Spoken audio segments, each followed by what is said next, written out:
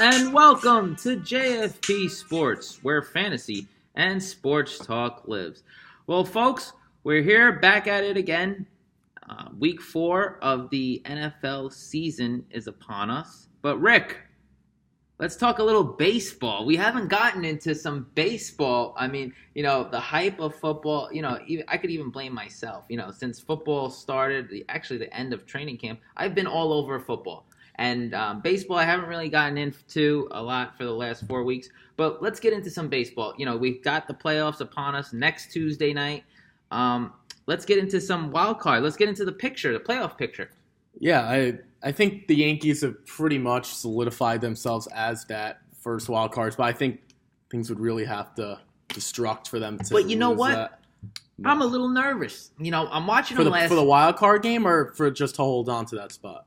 Both, because they'll hold on to the spot. Think about it. You got the Rays, who are bound to always be the spoiler. Well, the Yankees just took 3 out of 4. Yeah, but they including today. Right, but I feel as if last night's game, was horrible. I didn't like last night's game, the way they played. Yeah, they came out today, and they did well. But I feel, it's always keeping pace with the Oakland A's. I mean, it was, I think it's now 2.5. 2. It's 2. It's 2, right? Mm-hmm. It's 2 upon the A's. I mean, you're going into Boston, you never know how it could switch real quickly. Yeah, no, I think a lot of people have said it's a disadvantage to play Boston. I think it's an advantage because they're the only one of the few teams other than the Indians and the Astros. Well, not even see again, but they're not going to pitch their guys to the fullest amount. They're going to try to keep them going and just maybe a few innings here and there work guys in that won't make the playoff roster. So as opposed to playing a team like the Twins or the Rays or another team like the Angels where you'd have to see their main guys and they're going to try to finish out the season, the Red Sox are just trying to keep it safe, keep their guys healthy. So I kind of think that's an advantage. And, it's not meaningful for the Red Sox anyway. Right now, to me, I feel Yankee fans out there, Oakland is very dangerous. They're playing with house money. Nobody expects anything out of them. And if they get a home field advantage out of this, I think it just adds on to the allure of the A's might be taking it. Next up, who are you pitching in Game 1? That's the thing. People have gone back and forth with Severino. They're afraid to pitch Severino with Sanchez, that combination. I mean, Tanaka is a choice as well, but I lean towards Happ, the guy they got by the deadline. You got him for this reason. Get him over this one game. I believe he's a veteran. He won't get too amped up. He'll do his job because, we could go with Severino, the more talented pitcher, but we saw last year that one divisional game against the Twins. If he gives them a 4 spot right away, the Yankees don't come back. That's a glim moment for them and him. I think Severino's kind of gotten over that he's come a long way from that game. So that's not the reason I wouldn't pitch him. The reason I wouldn't pitch him is when we always talk about these things, you usually go for more risk reward. In this case, I think Happ is going to be the most consistent. Now, Happ. Does it surprise you that I'm actually I would have thought you said Severino. I think Tanaka is pretty much out in terms of what people want to do. He didn't really pitch all too well last night, but I think Happ has really been a godsend for them. He's really done what they've kind of wanted from him, and he hasn't lost a game as the Yankees. So you've got to ride the hot hand. And Yankee fans, I'll be the first to admit it. I didn't want this guy coming. I said it to a lot of people. I didn't want him coming because all I heard about was he pitches okay against the Red Sox. He pitches great against the Yankees. Well, if the Yankees get him, that's one less team that he pitches great against because he joined them. And, I knew that they were needing another starter, especially a lefty starter. I just thought that when the going got hot, maybe he would slow down. But it looks to me that he hasn't slowed down too much, and he has that juggernaut of an offensive lineup to give him that run support. Yeah, I think we've seen it with the Hamels in Chicago, and that was kind of who we were hoping. The Yankees would get. Them or Archer. We kind of said Hamels 1, Archer 2. Luckily, we didn't. I don't want to say luckily we didn't get Chris Archer because we don't know how things would have worked out here in New York. He hasn't pitched well for the Pirates, but they needed a lefty to offset just CC in that rotation. They got a lefty in Happ, and I would say he's been as close to an A+ get as they could have gotten. I think we both agree that he should be pitching. And I think he also neutralizes some of those lefties. So you've got guys like Matt Olson in that lineup. Absolutely. Martini, another lefty in that lineup. Again, they'll probably be throwing more righties to counteract that. But if you're forcing a weaker lineup from Oakland, that's just as good as having Severino with, Matt Olson in the lineup. Matt Olson might still be in the lineup. Jed Lowry, too. Right, Jed Lowry. Well, he's a switch hitter, so he can go either way. But his right side is his weaker side, too. So even though you won't be throwing the most talented guy out there. We all agree Severino is that guy. But at the same time, J-Hap, I think, is a little more consistent. You know what you're going to get from him. And I think in a wild card game, that's what you want. You kind of want to know what you're going to get. Heading into it, I think a big X factor for Oakland, Chris Davis. Guy, he might touch 50 homers. Right. He's hitting homers like it's going out of style. And, he'd look pretty good in a Yankee uniform. But that's another debate. No. It's funny. Where would he just would have nowhere to play. Yeah, right. Well, that's the issue. Yeah, that's the issue a lot. Because a lot of these outfielders. Stanton, Judge, those guys, one of those two are DHing every time, and maybe even Sanchez down the line. So there's just nowhere for Well, off the top of your head, I know we didn't go over this in our production meeting, but, now that we brought this up with having too many good guys, what's your lineup for game one? I would start with Andrew McCutchen. Leading off. Okay. Yeah, I have McCutchen leading off. Okay. Gardner just... We're playing where, by the way? No, he'll be in left. Okay. He'll be in left. At that point, I'd love to see Judge back in that 2-hole. I think that's where he's had his most success, right? And then I'd have Stanton 3, DHing. I'd have Miguel Andujar at 3rd, 4th. I know this might be against the grain. I'm good. The way Luke Voit is hitting, I want him hitting 5th at first base. I know it's a big ask for the kid. I think he can do that. I'd put Sanchez 6th. I'd have Glaber hitting 7th right there, and then I'm looking at. Is Didi back? If Didi's back, this is a different lineup. Back. If Didi's back now, all of a sudden, I would drop everything. Echeverria won't be in the lineup, so I'd hit Glaber 9th, right? And I'd just move everyone back. I'd probably slide Didi into that 5th spot. I'm going to assume Didi's not there. So you would probably do it after Andujar at 4. You put Didi at 5 and then Voit 6, then Sanchez 7, 8. You're probably looking at what's his name? Aaron Hicks. Right, assuming Hicks is back. Hicks should be back, right. That's what we're missing. Ninth would be Gleyber Torres, which that is the lineup that everyone hoped the Yankees would have. I think the Yankee fans at the beginning would have said switch Bird for Voit. At this point, the way I'm saying at the beginning of the season coming into it, no one saw Luke Voit. The way Luke Voit is hitting, you can make an argument that he is not only the hottest hitter, the third best hitter at this current moment. And I also have to give Brian Cashman credit for going out and getting Andrew McCutchen as well. That was a great get. A lot of people said he's on the way down. The way he's hitting in New York, it's MVP-ish for him, the way he was hitting. I hate to say I love Brett Gardner. He's one of the longest tenured Yankees. But, with him and Robertson, those were the only 3 left from that 2009 team. At this current point, he is not better than Andrew McCutchen. But obviously makes the roster. He provides speed, leadership, things like that. A good 4th outfielder. So if you have to look at a lineup, you're making your lineup. How different, how similar is it to mine? Where's Luke Voit hitting? Because I think that's the big question. Well, for me, I'm going to have it where it is. We're going to start off with Gardy. I want to start off with Brett Gardner. So McCutchen doesn't make the lineup. You'll see. Brett Gardner 1. All right? The guy's clutch as it can be. And if there's a playoff game going on, I want Brett Gardner in the lineup. Yankee fans know he is as clutch comes. So he's batting first, playing center. Okay. 2, Judge and right. Same old story. 3, I'm going to have Andujar at 3rd. 4th, because I just don't want Judge and Stanton back-to-back.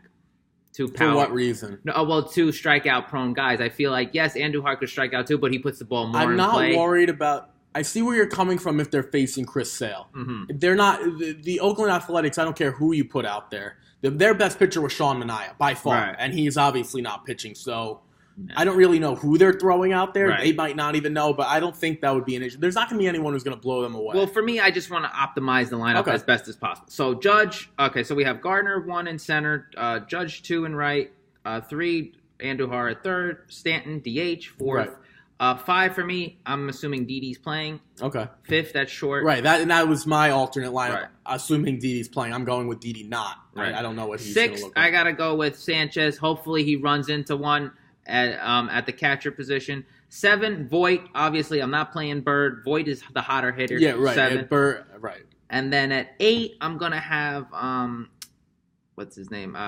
McCutcheon. So he's going to play. He's swapping him out for Hicks. Right. And I'm not going to have Hicks in there just for the mere fact of I remember that Labor Day game. Hicks was very lofty out there. He was letting balls go over his head. I had a feeling that he was hurt from then a little bit, the beginning of September. So I feel that Hicks in the outfield right now doesn't do it for me. Maybe in the next series where we have more games to play with. But right now, I have to play Gardy in center. He's the fastest, and he could cover the most ground. He might be a litlittle more trustworthy, Brett Gardner. Yeah. That's what I want to go with. Who I know. Well, it goes back, and Gleyber hits ninth. The question I pose to Yankee fans and to you: does Austin Romine draw the start? Mm-hmm. Now, my father loves Romine. Yeah, I'm looking at it, and Sanchez again had another pass ball today. At some Brett Boone. Aaron Boone said he wish he was Brett Boone. But right. Go on. Aaron Boone. No, he's done a decent job. Aaron Boone there was a quote from Meredith Marakovitz earlier in the game. They had a 1:00 game. Mm-hmm. She said, she said I talked to Aaron Boone and what's kind of the issue, and Aaron Boone says we've been working on it every day. At some point, I look at that response and I say to myself, A, he doesn't care about the actual defensive part of catching. Because if you're doing it every day and it's not somewhat better, he doesn't care. Or B, he is not talented enough to play catcher. And this reminds me a lot of Jorge Posada, an unbelievable hitting catcher. Right. He was okay defensively and didn't have a great arm, but you could always tell that the guy was trying. We look at Gary Sanchez. It doesn't look like he's trying. Right, and what if I said about Gleyber Torres before? I said there's a lot of Robinson Cano in him. Gleyber seems to have kind of fixed that, and maybe someone got on him a little bit. You know what up? Right, and I don't, and Duhar doesn't have that issue, and Duhar just makes errors. Mm-hmm. I don't think it's a lack of effort. I just think that the way he throws it's a little submarine-ish, so that's different. That's a mechanical thing. Gleyber and Gary looked like effort things to me. Mm-hmm. We'll never forget the time when the guy scored from second on a wild pitch in Tampa.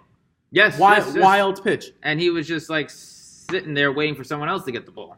I think that was that might have been Severino on the hill yes, too. It was. And he actually that was actually his last game before going on the DL. Right, of course it was his last game before his second DL stint, and Severino kind of lit him up. So I think we look at it. What do you think of Romine drawing the start for that game? Is that something you like to see? I think if Didi's healthy and whether you have Hicks or Gardner is irrelevant. You're trying to say that the lineup is so stacked. That's play exactly some defense. That's exactly what I'm saying. And I think Oakland will try to get to the Familias if Trevino's back and Trinan early. They might get to those guys in the 6th, so their starters won't last. Watching this game for so long, I would say, wouldn't you agree that 75%, if not 80%, is all mental of baseball. So I feel, listen, we're going to need Sanchez's bat, whether we like it or not. Okay? My whole thing is we'll draw him to start. That's number one. Number two, Sanchez. But he's not dealing with Severino. He's not dealing with a Sonny Gray, and he's not dealing with. But that shouldn't be the reason. He's not dealing with somebody who the ball is constantly going to be in the ground. So you're a pitcher with Happ, who could pitch to contact, get some strikeouts, but he's not constantly. He's not wild. He's mostly more efficient. Let me ask you this: with that lineup, which we would say is pretty much going to be their A+ lineup, right? With Sanchez.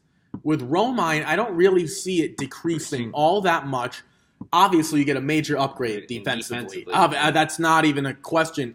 I'm looking at it. The three call it 4 at-bats that Sanchez would be getting, is that worth the 9 defensive innings you're giving up? My answer is no. Now, I agree Sanchez draws the start, but that's to me is a more legitimate question than McCutchen playing over Hicks. Well, for Boone, I feel like he has to play a little National League. You know, you have Sanchez draw the start. Maybe you bring Romine in. You try to bash him, give Sanchez at least 2 to 3 at-bats. By the 7th inning comes, 7th, 8th What does that do confidence-wise to the kid?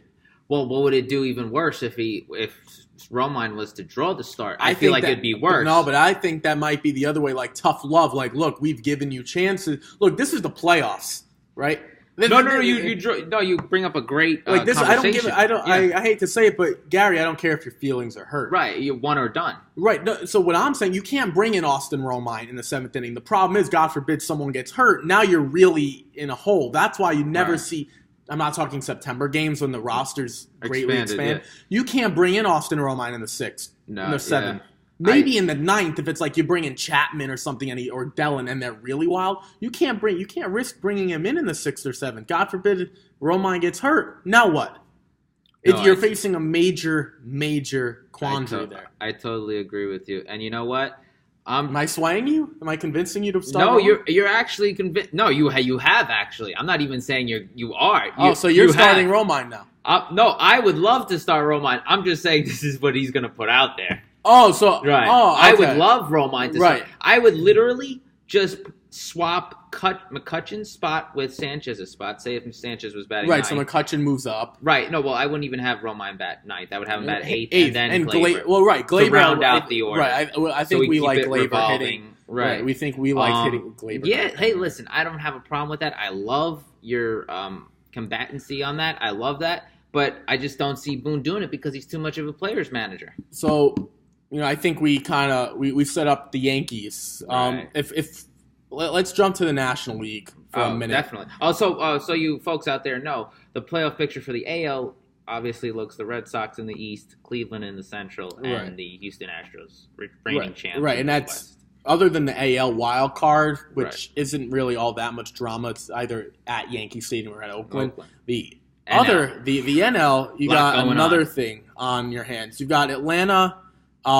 They're good. They won the division. They're easy. Chicago, they look like they've pretty much got things, I think, situated. Milwaukee's only a half game back. I trust Chicago in this instance. Me too, because they've been there before. Right. So the way we look at it, we have the Cubs with the 1 seed, even though they are still on the bubble with Milwaukee. The Braves have the 2 spot, even though that's kind of wrapped up. The Phillies faded. They would be the Braves would be playing the Rockies right now, 2-3, and then you have the Brewers and Dodgers 4-5. Out of all those teams, which team do you like to advance out of the National League currently, and what team would you keep an eye on for as a dark horse? Well, right now, advancing, assuming this stays the way it is. Right. I love the Chicago Cubs pitching, the starters. Lester, Hamels. I mean, you're coming out with 3 great starters there, Lester, Hamels, and Hendricks? Yeah. Kyle so but you're coming out with quality guys. Mm-hmm. That's what I'm trying to say. Not many teams could say that. I mean, what's Atlanta combating with? You know what I mean? Foltynewicz, and I don't know what Newcomb's looking like these days. That's what I'm trying to say. Anibal Sanchez might be their game. Yeah, he might do the job, but you know what I mean. It's it's a young team. Listen, I love the Atlanta Braves. I love Ronald Acuna, Ozzie Albies, Freddie Freeman. NCRT's been playing decently. I can name them till tomorrow. Those guys are young. They're hungry. They're going to be around for a lot. You got Austin Riley coming up. They look like they might be a year or two early, but they happen to be in a very good position. I feel Atlanta, I love them, but I feel like they're going to have an early exit. The teams that I'm looking at for the playoffs, I think they rely in the same division. And the dark horse, the Milwaukee Brewers, they have no fear. You have a potent lineup. Mm-hmm. Yelich, who's having I think he will be the MVP. Great year. Lorenzo Cain. Those 2 adds. that you have two Royals on the Brewers now with Moustakas as well. Right. I mean, that is Travis Shaw. Shaw, Aguilar. We talked about Moustakas. They did well with adding Johnny Scope. Yeah. Their pitching is a major issue. The starters, not the pen. You can always go. You have Knebel, Jeffries, and Mr. Automatic Josh Hader. Right. I think his strikeouts per 9 is like 17. He's like Noah Syndergaard from the bullpen. It's kind of crazy how good he is, and he's getting overlooked. And I think we're going to see him in the playoffs. But for me, Colorado, when it comes down to it, it's going to come down to pitching. And if they were to see Milwaukee, who am I going to put my money on? It's going to be Milwaukee. And both pitching staffs aren't great. Yeah, so you're going to see like 10-9 playoff games. No, yeah, I really think you will. If the Brewers can keep it close, right? But I'm they saying have the major edge in the pen. Because they have the pen. Correct. Right, like you stated. They can get it to the 5th inning, and it could be lights out for whoever they're playing. And the Dodgers for me are just, you know what I mean? They're just. That was a team that I said when we started that they will win the division. I think they're still going to win the division. I mean, a half out with 3 to play? 4 to play? Yeah, I'm not sure if they're playing tonight. I think they. I'm not sure. D-Nanas, get on it. Yeah. I'm not sure if they have another one, but they're a half game behind. I think they're making up a game. 3 to play. So then Colorado's got a game. D. I think, right. Colorado's playing right now, actually. Right, it's 3-1 in the 6th. So Colorado's got that game. Right, they're playing the Phillies. They're finishing out that 4-game series. Yeah, and then Colorado has Washington come to them this weekend. Right, another team that's laying down like dogs. Look, if I'm, I'm going to throw my 2 cents in. I talked about the Dodgers at the beginning winning the division when they were struggling. I don't want to take credit for that because they're the most talented team, I think, top to bottom. I like them to come out of the NL. You have potentially guys like Max Muncy and Cody Bellinger not playing. Because you could throw Chris Taylor out in the outfield, Jock Peterson out in the outfield. Puig is an everyday guy now. They added David Freese. They added Dozier, Kike Hernandez, Yaz Grandal. This is a loaded team. In terms of depth, they have the most depth in the league. Not even close. The pitching is where we kind of struggle because after Kershaw, I don't know who the number 2 guy is. Is it Rich Hill? Sure. Right. Is it Ryu? That's why I love the Cubs more. Is it Ross Stripling? Yeah. I think starting pitching-wise, the Cubs have it. The problem is Chris Bryant got hurt again. Mm-hmm. Rizzo's been consistent. Baez has had a very nice season. I think he's tailed off the MVP track a little. But I just like the Dodgers. I think they could do so many things. Their bullpen still struggles, and I don't know what's going on with Kenley Jansen, but I like the Dodgers. But we'll see. We'll see. Yeah, it's all a waiting game. Next Tuesday night, NL wildcard game. So absolutely, we'll tune in. Yes. With that World Series prediction, I know it's a week early from playoffs, but Red Sox Dodgers. Oh, yes. There are things in sports that kind of click to me. Yeah. Kind of like when Peyton Manning came in for Brock Osweiler at the end of the season, it was Peyton's time to win one more before he went out. Ray Lewis and his farewell campaign versus the Niners, the lights went out in New Orleans. It was his time. I just find something a little bit magical about this Red Sox team. It's a little different in football when it's one and done. When the Ray Lewis, the Joe Flacco Hail Mary to Jacoby Jones, the pass out of the heavens. Better than you. Right. No, when that pass happened, I'm like, the Ravens are going all the way. Yeah. I just think there's something magical about the Red Sox. I don't even know if they're the best. The starting pitching has to go to Houston. Let's put it this way. I think the best teams are in the AL. I hate to say it. You have the best 4 teams are in the American League. I think the Yankees are better than Oakland, but you have the Yankees, the Indians, the Red Sox, and the Astros. If you put any of them in the National League, I take any of those American League teams. What are you looking at it the same way, or not including the Dodgers because we know you like the Cubs? Right. I'm gonna go Cubs and New York Yankees. Boy, would that be good for the sport. Oh, absolutely. I think this is setting up really, really well for the MLB. Yes. Realistically, you got a lot of big markets. Sometimes we've had some not so big markets kind of get in there, but no, I think the MLB is going to like what they see in the World Series. But enough baseball. Let's kind of fast forward it's to time week to 4. move on. Yeah, it's time to move on to week 4. The men who play on Sunday. We're going to skip the recaps from week 3, unless there's anything you really wanted to point out. Is there something that really what stuck is the to you? most matchup that you're looking forward to this week? This week? I've got 3. I'm going to let you go first, actually, because I'm assuming you're going to pick Mahomes on the road. I'm going to let you go first before I say, because I've got a few that I wrote down. The 3 prominent matchups that I have this week. I really hope you didn't pick the same 3. Okay. Number 1, Saints at the Giants. Okay. Well, we're already off to a good start because I didn't pick that one. Because just to be able to see that many stars on one field, Saquon Barkley, you got OBJ. Let's not even talk about Eli. He's not a star, so we're not going to talk about it. Drew Brees. Alvin Kamara, Michael Thomas. I mean, you've got studs. There's stars, and none of them play defense. But you have the kid from Ohio State, the corner. Marshawn Lattimore, yeah. Yeah, maybe him and Janoris Jenkins. But I just see, what I see with points. those? I see points. No, it's not even that. Well, I don't see points coming from the Giants. I don't know. This game is really going to surprise. I kind of like an under. And the reason I say that is Drew Brees. We're looking at, by the way, for you folks out there, -3.5 for the Saints.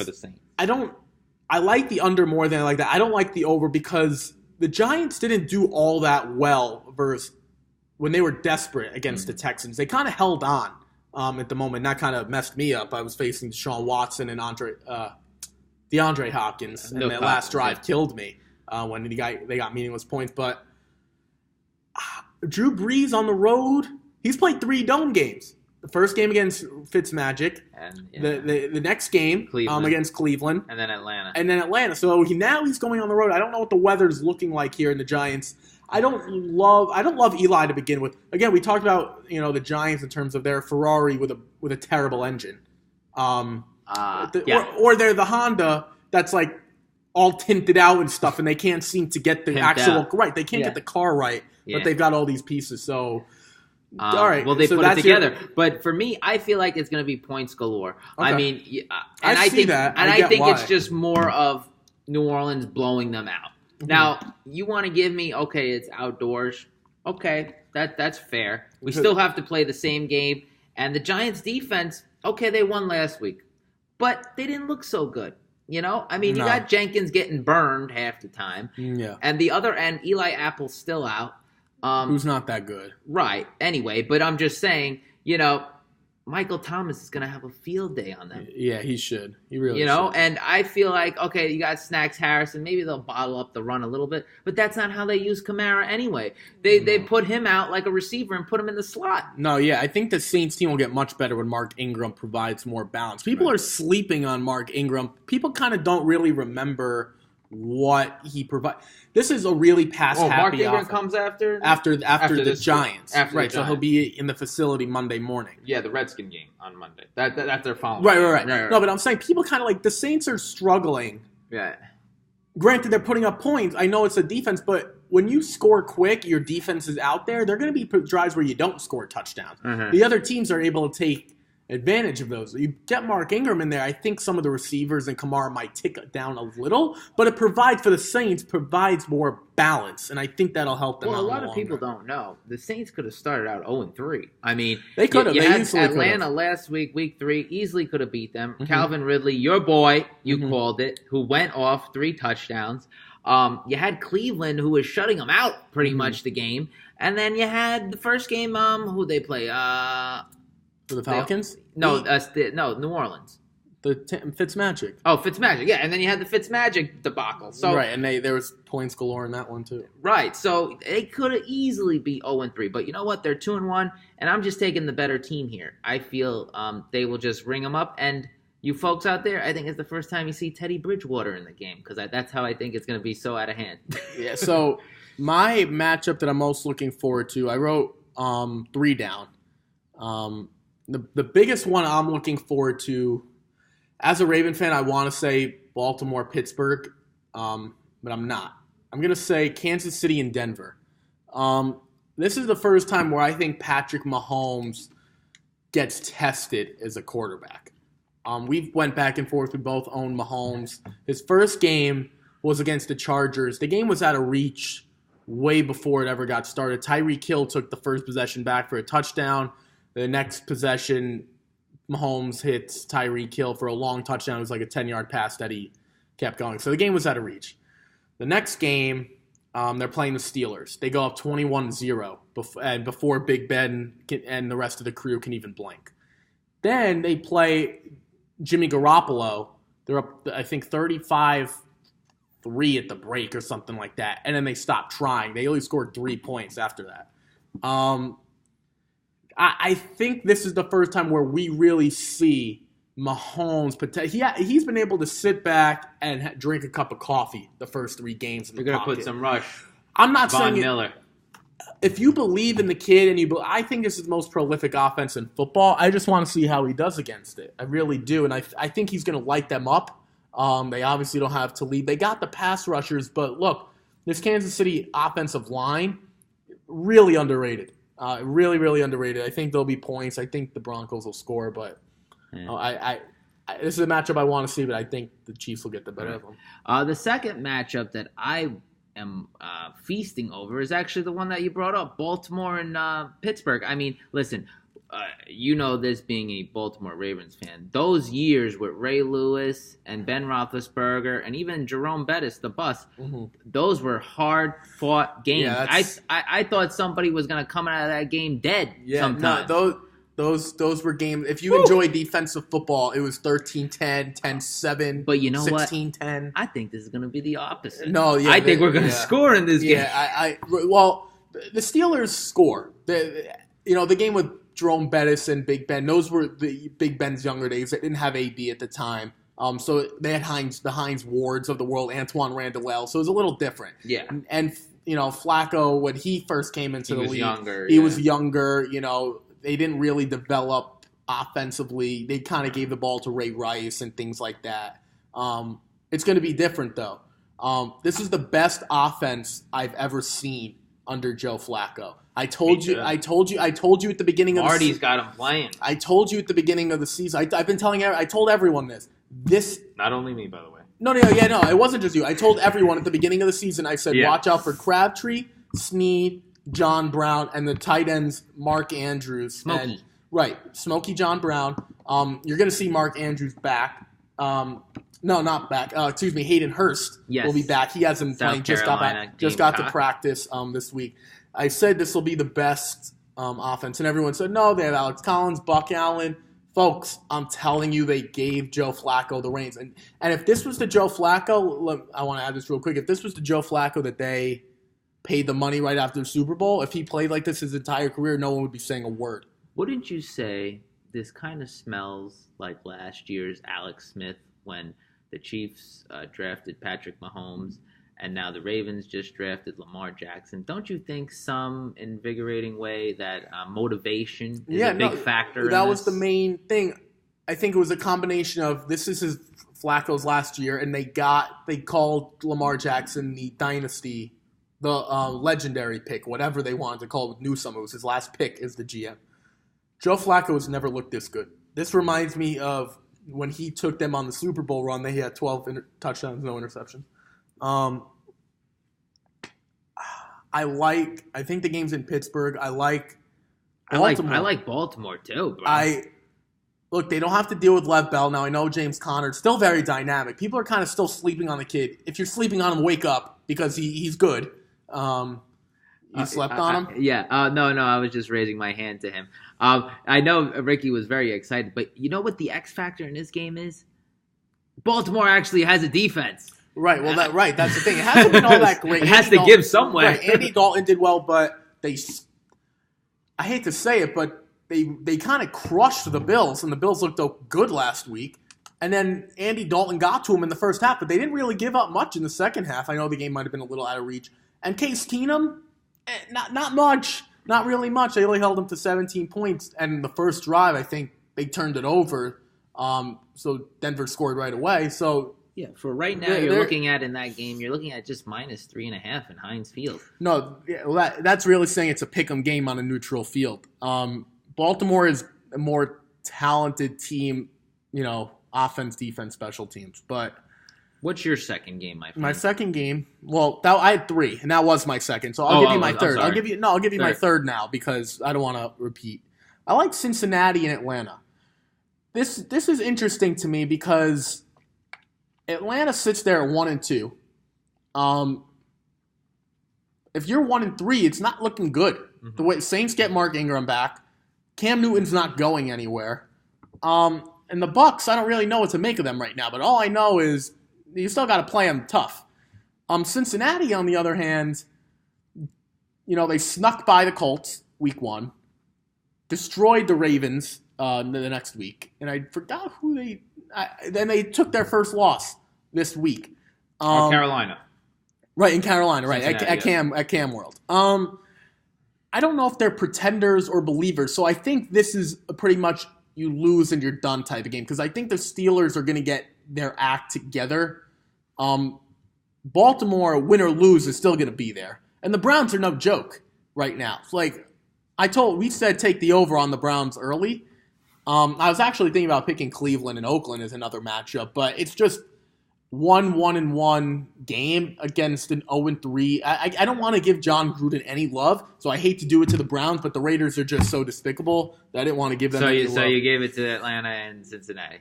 Right, I gave it to Atlanta and Cincinnati. I think there are going to be points, and I think the loser is done, especially if it's the Falcons, and I think the winner kind of propels themselves going forward.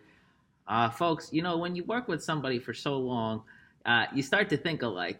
So, yes, my third game is Cleveland and Oakland. I didn't have a third. I didn't know we were doing 3 games. I don't have a third game now.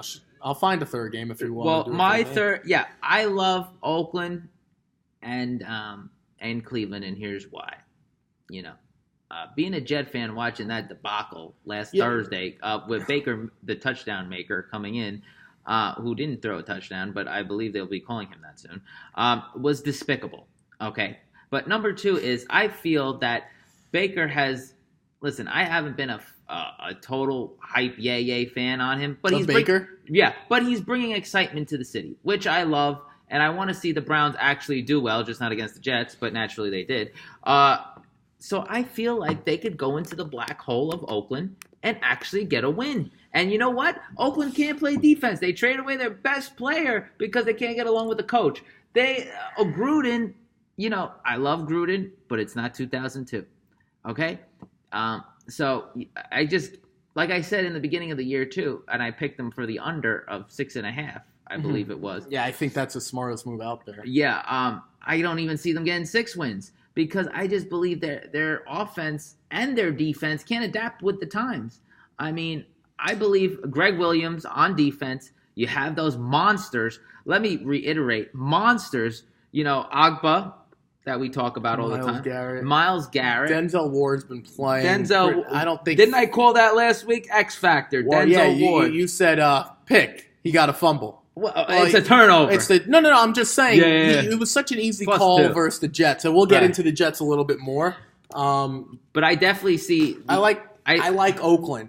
I like Cleveland. I understand I know they're where desperate. You're coming from. I know and that's where it is. You're going to be seeing a lot of fake punts.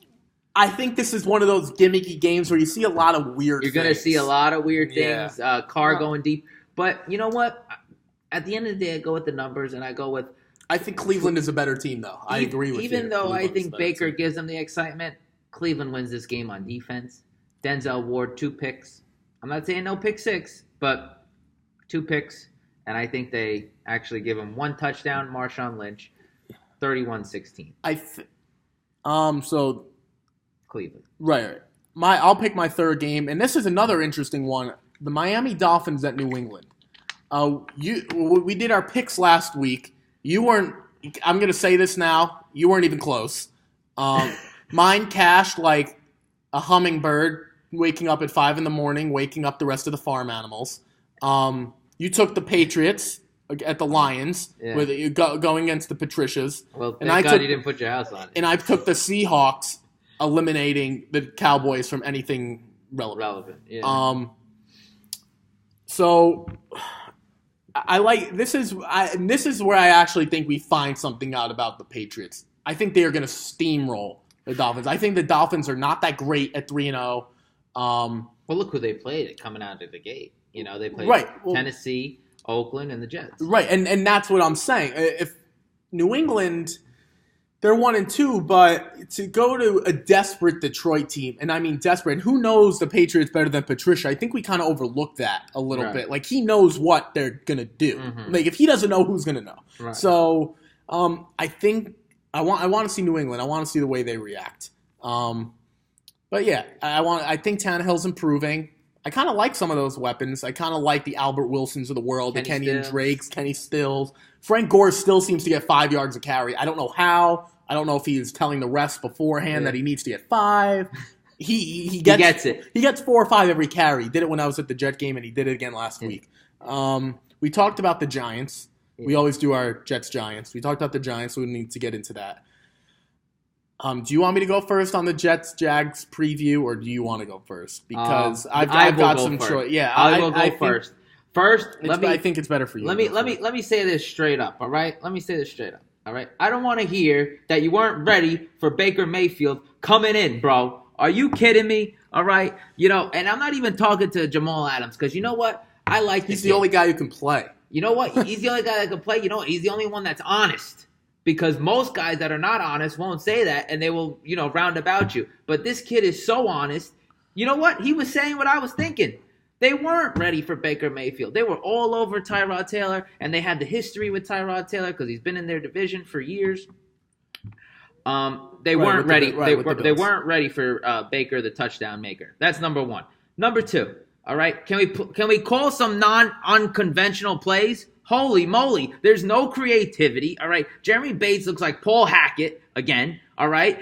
In 2003 with Chad Pennington, okay? We're running the same play. Crowell gets a first down. Oh, let's run the same play two times in a row. What's wrong with you? Are you kidding me? Come on, we're with a young quarterback, and he's another one too, Darnold. I love him. But how many times are we going to look at Nua? How many times are we going to look at Nua? They know you're looking at Nua. They're going to bait you, make you look back at him, and go pick one. So that's what it is in the NFL. You have to throw these guys open.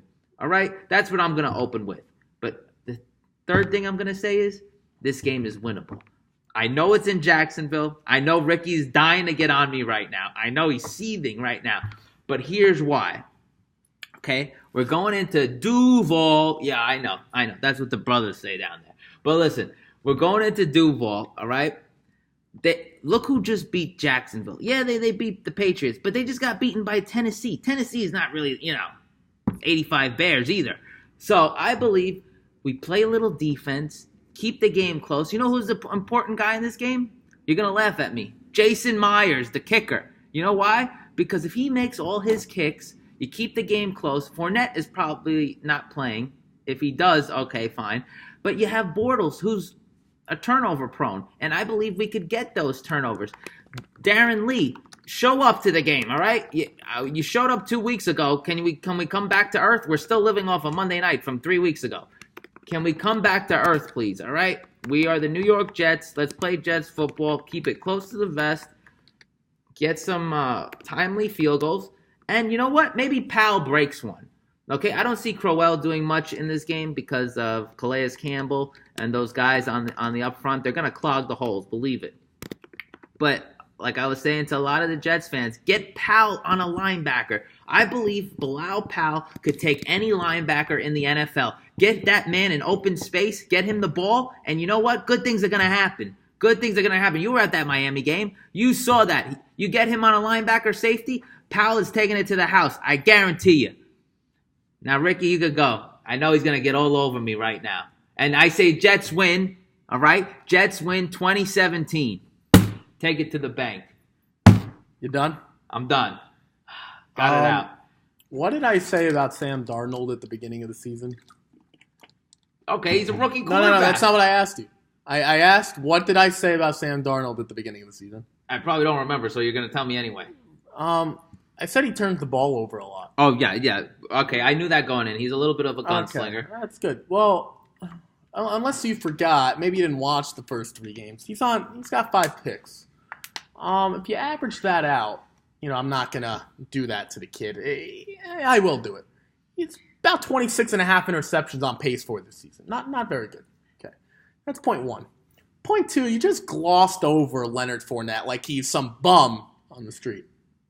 Okay, right. The guy's about 6'4", 250. Right, he's a bum.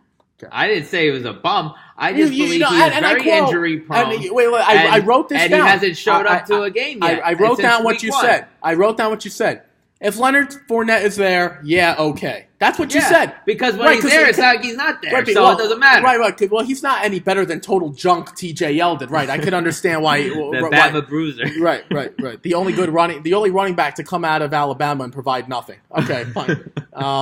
Don't tell Mark Ingram that. No, he was actually the good ones. No, but he's not as good as Derrick Henry. No, I know. And he wasn't even as good as Trent Richardson when Trent Richardson was in the game. Drake, but yeah, Kenyon Drake's better than him too. Okay, fine. That's all well and good. What did I tell you about the Jets' skill positions at the beginning of the season? Oh, that they were weak? Not only did I say they were weak, I said the tight end group is the worst tight end group in the league. I agree with you with that. I also said they have the worst receiving core in the league. I still don't That's agree. funny. That's funny you say that, and I knew you would. And the reason is Robbie Anderson fumbled the football. Yeah. Guess who knocked it out? My boy Denzel Ward. Right, Denzel Ward. And that's funny you bring up Denzel Ward because we called a pick. That would have added to Darnold's total. But instead, he actually completed the ball to Robbie Anderson this time. And then you know what Robbie does? He puts it on the ground, and that gave Baker all the momentum in the world. So, look, Darnold's got 5 picks. He's already overrated. I'll say it right now. The guy turns the ball over too much. Sure. We talk about... Well, Rick, okay, wait. I gotta stop you. He's learning. He's learning. That was his third game in regular season play. That was his third game than a preseason game that they're playing full. 5 picks. Okay, it happens. Go ask Brett Favre how many picks he had. Oh, so you want to compare him to Brett Favre? I'm not saying, but I'm just saying. No, you did. That's what you did. But anyway, I don't know if he's going to become Brett Favre. And to be honest, I want him to just become Sam Darnold. And I believe Sam Darnold could be good on his own. But he's going to take time. These young kids are going to take time. Did I interrupt you when you spoke? Oh, no. So go on. Okay. And we talked in the production meeting about teams that get embarrassed. Okay, yeah. So the Jaguars who got embarrassed, I say it's more embarrassing to lose to the Titans the way they did than the Vikings against the Bills. Come on. Really? The reason I say that is because the Bills... Nobody on God's earth was expecting the Bills to win. No one on God's earth thought the Titans were going to go to Jacksonville after they just romped the Patriots. No, they're both. And I say the Jags are worse because the Vikings, they got the Bills got out to a 21-0 lead, and it was 2 quick turnovers on Kirk Cousins. So they gave up 21 points before they could blink. It's kind of like at that point, it's like you're ramrodded, your heart's ripped out of your chest. You don't really know you don't know how to react because you didn't anticipate that.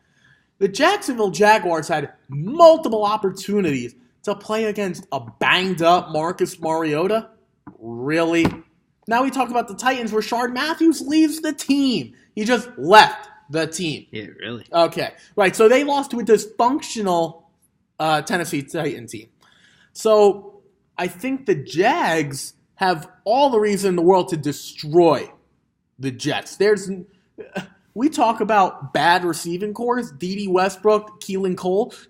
I think Sam Darnold would walk to Jacksonville if he could play with those guys. Walk there. Or he'd take the broken down car that the Giants would give him. I don't think it's much of a difference than the Jets receiving core. I'm going to ask you right now. Keelan Cole or Quincy Enunwa?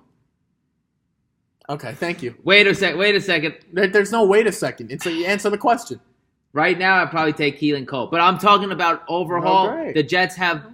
Okay, are you taking Robbie Anderson or D.D. Westbrook? D.D. Westbrook! Ask Baker Mayfield if D.D. Westbrook was any good in college. Where was Robbie Anderson in college? Who's the third wide receiver on there? Dante Moncrief? Moncrief or what's his name? Jermaine Kearse.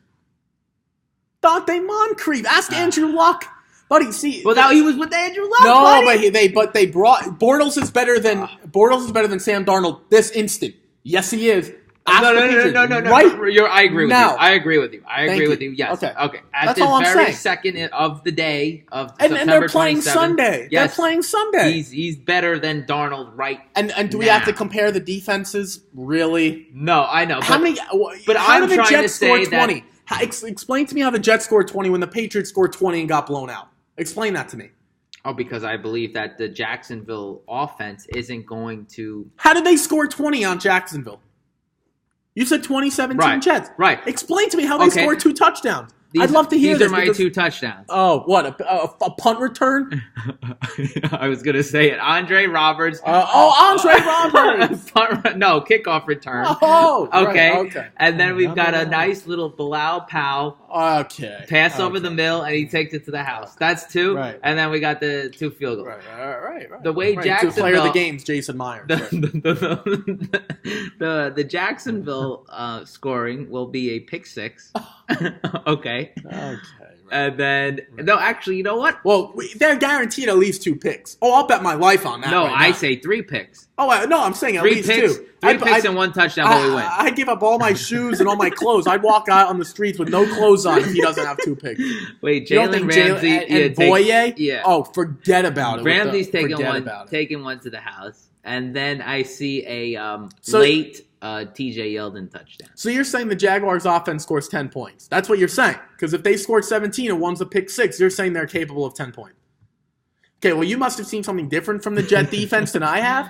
I think it's a lot of, like we just said with baseball, I believe in sports in general, a lot of it is mental. The Jets laid down because it's the Cleveland Browns. They know they're going into Jacksonville, Florida, to play a top 3 team in probably the whole league. They're going to be up for the game. They're not a top 3 team in the whole league. What do you think they are? I think like top 5. Yeah, top 5. Okay, but you get my drift. They're a good team. Okay, yeah, they're a good team. They're a good team. You saw Buffalo beat Minnesota last week pretty easily. Any given Sunday in this league. Okay. You know, yeah, but this is the worst time to play the Jaguars. Okay, it's the worst time. They got to get up for the game too. They got to get off the bus too. I'm with you if Jacksonville romped Tennessee. That's one of the, like, as a Jet fan, I'm kind of seeing it this week. Syracuse is actually playing Clemson. This is one of the biggest games that they've had. It's just one of those things. Like, it had the Jaguars beating the Titans by 20. I'm with you. Like, the Vikings did well against Aaron Rodgers on the road. They probably started feeling good. We're playing the Bills at home. But I think now that's what we're going to get into the Vikings-Rams tonight. But the Jaguars are facing the same situation. Well, you know what it is? I feel it's because the Jags have to play Kansas City the following week. So I believe... So they might be looking ahead to that one? That's what plays it a little bit into it. This is more a mental case and more of the Jets catching them on surprise. Anything could happen, but that's where I'm leaning to. I think it's time to move on.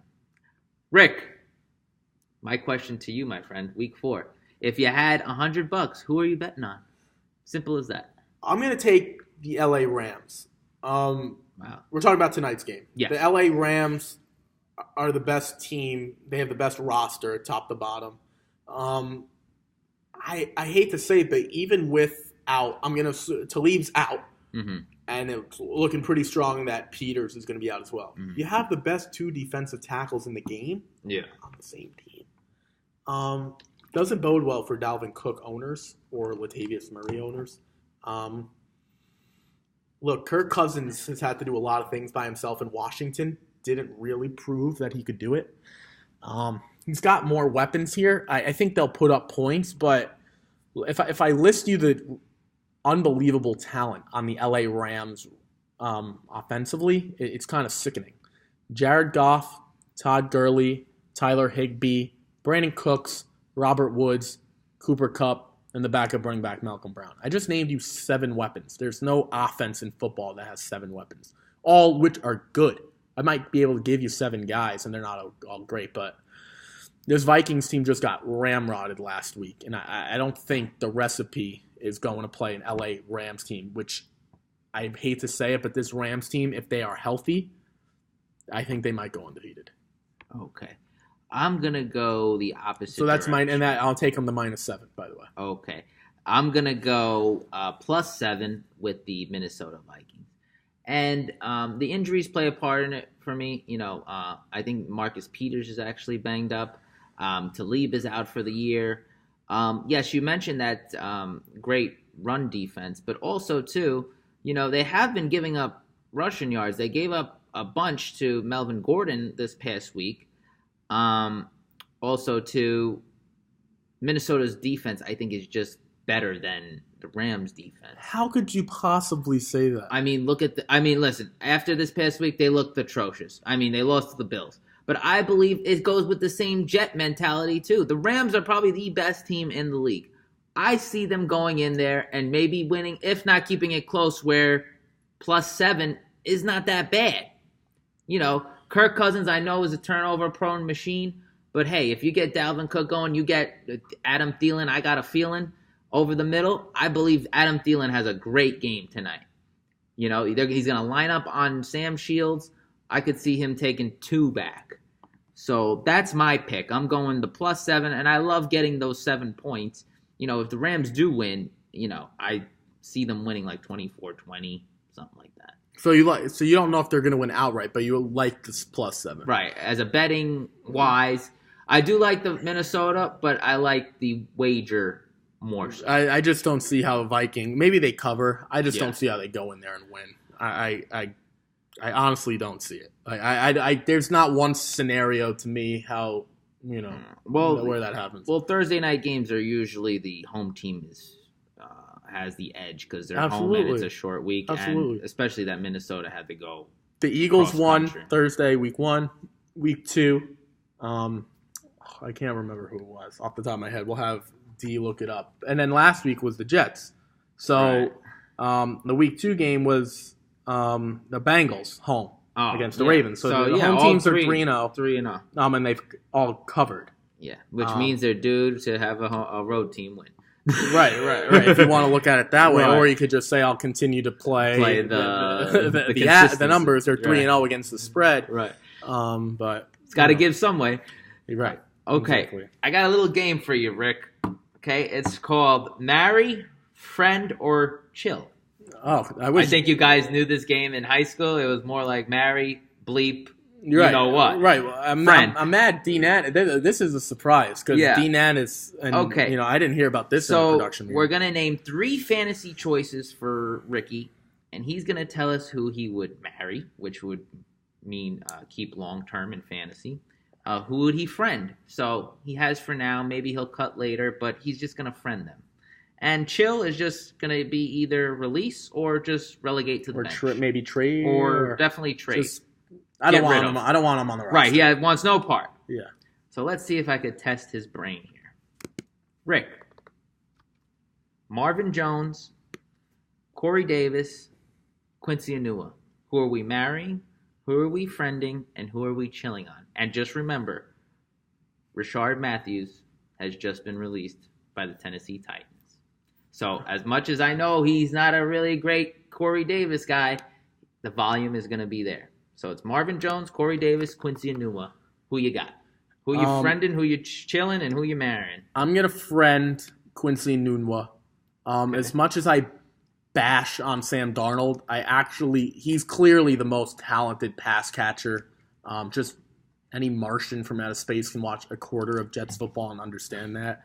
And you can't just give up on a number 1 wide receiver. So I think that's pretty obvious. I have to let go of Corey Davis. We've gone back and forth. You're chilling on Corey Davis. We've gone back and forth on Corey Davis. The Tennessee Titan pass offense is about as inconsistent as the Fort Lee High School football pass offense. I just don't trust anything about the Titans. I hate to say there's just nothing like Derrick Henry was supposed to be the guy. He didn't look all that like. I just don't trust anything about them. No Delaney Walker now. I don't know. I don't trust them for anything. And I'm gonna marry Marvin Jones. Marvin Jones might be one of the most consistent wide receivers. He will get, if you're in a PPR league, flashy, but he'll get it done. He will give you 12 to 15 pretty much every single week. And I'm a consistency guy. I like that. I know that if I plug him in there, I know what I can expect. His floor is like 10, and his ceiling is like 20. So I know I'm going to be in that range. He's not going to give me a 6-point effort. It just doesn't happen from him. So I like that. I'll turn it around on you. What would you do with the same 3 guys? I know you had time to think about it, but what would you do with those guys? Okay, so right now I am chilling on Quincy Enunwa. I'm a Jet guy, but at the end of the day, I have to see the realization. I think not so much cut him, but play on the other players' emotions of, hey, Quincy Enunwa, it's Sam Darnold's favorite target. I could probably find better to stash on my bench. Let me get rid of something that I know going forward might not be as prominent. Mm-hmm. So I'm going to sell high on Quincy Enunwa.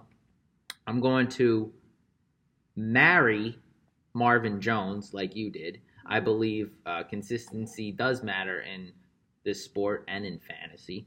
And like you said, the worst case he's going to get you 9, and the best case he could get you 26 to 30. Right, especially having a franchise quarterback in Matthew Stafford. And I'm going to friend Corey Davis. I can't deny the volume that he's going to come into, whether he's going to be great or not. He's coming into that volume. That's number one. Number two, he plays the Philadelphia Eagles this week. And for all of us getting on this great Eagle defense and their great front, the back end has been a little It's the weak. back end you can attack. You had Ronald Darby and Sidney Jones, and who are really Jalen Mills. Yeah, they're not really getting it done right now. So I believe maybe Mike Jenkins is still good though. Yeah, Malcolm Jenkins. Jenkins. You could probably get Corey Davis' stock up, but his stock isn't up yet until he performs. So for me as a fantasy owner, I'd rather hold still. So this might be a guy you might try to trade a late round pick to get him. Right. This is the best time to buy and sell maybe later or by the deadline. But for me, Enunwa, I'm selling right away because I know his targets are so invested into Sam Darnold. Well, I also, going back to Quincy Enunwa real quick, I called this when we first started the show, Le'Veon Bell to the Jets. That heat is starting to pick up. I hate to say it to Quincy Enunwa, but if they manage to get Le'Veon Bell, he is not only the best running back, he's also their best receiver. So probably will let him throw the ball sometimes. Right. If you're the Jets, let him sell hot dogs if he wants. Right. Let him do the Philly special more than let once him punt. If he wants to punt, let him do that too. If he wants to play defense, if he wants to be Deion Sanders, let him do that too. Right. So I can't disagree with you. That would make a great combination. Yeah, no, exactly. Okay, folks. Well, that's our end of our show. Please subscribe to us, JFP Sports, on YouTube channel. And this isn't a request. This is a command. Go follow us on IG at JFP Sports. And DM, as always. We'll always answer your question on air. Okay, folks? So in the great words of Dr. Seuss, don't cry because it's over. Smile because it happened. Till next time.